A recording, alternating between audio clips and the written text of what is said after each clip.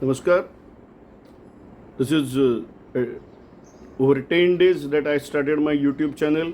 It's getting good response and it is reaching close to 200 the subscribers, and the viewership is already reaching 3000. So I'm thankful to all, and I'm requesting you all, so please increase the subscription. Today I am starting the subject on Bangladesh. But I'm feeling very sorry when I came to know yesterday that, particularly since afternoon, I was disturbed when in Bangladesh nearly 250 protesters were killed in the firing. I am of the firm opinion it may be Tiananmen Square, where 3,000 students were virtually crushed under the tanks, or even the 105 people who were killed in Mumbai way back in 1959 demanding separate Mumbai with Maharashtra, or even 250 protesters they were killed in Bangladesh. Firing by the government authorities on the protesters who are protesting it, because protest is the right in democratic countries, in democracy, so it is wrong. So the 105 martyrs of Mumbai or 215 Bangladesh, yes, it's wrong, definitely. It should be condemned, and the authority under whose leadership all these things that it took place, even they should be held responsible for such inhuman incidents. Now, what was the reason for the protest? It's a funny, actually, there is a word reservation that comes there, but that reservation in Bangladesh is altogether different from the reservation that is prevailing in India.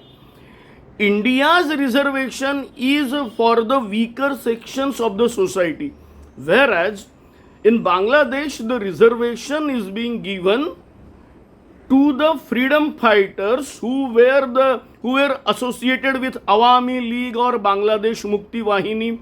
I know this Mukti Wahini, it is because one of the Mukti Wahini worker was a student with me in Nagpur while I was learning French, so I had an opportunity to talk to him. So I know this very well. So he himself, he used to say, I am also a freedom fighter. So yes, there are such people. Now, it's 53 years down the line. In 1971, Bangladesh was liberated. 53 years down the line. So we calculate nearly 30 years means one generation. Now this Sheikh Hasina, Sheikh Mujibur Rahman's daughter, who could save from the massacre of Mujibur Rahman family because she was in India, she said that now not even the second but the third generation, even the grandchildren of these freedom fighters would get an opportunity reserved for the jobs in all the Bangladesh Public Service Commission, and this already created the stir in Bangladesh. Now the problem is this: how can the third generation get all the opportunities? There are people that try to equate the reservation agitation in Bangladesh with India's reservation. I have already said there is no connection between that. India's reservation is only for weaker section of the society, and secondly, the economic mapping, the creamy layer, the non-creamy layer, we are all doing that, so that's not equated. Giving the reservation even for the third generation is wrong. In a way, this is just an attempt to somehow stay in power for the fourth term by Sheikh Hasina, and I feel very sorry. This is done by the founder of that country, Sheikh Mujibur Rahman's daughter. She is doing that. I feel very sorry, who was in the fourth term. Now here I want to raise another issue also. In America, there is a cap for 2 terms as a president, because in America, the president is all powerful. Whereas in India, though, for the post of president, from Rajendra Prasad, we have followed that more than 2 terms, no president would have it. We have followed that. But the problem in parliamentary system is the all-powerful person is not the president but the prime minister.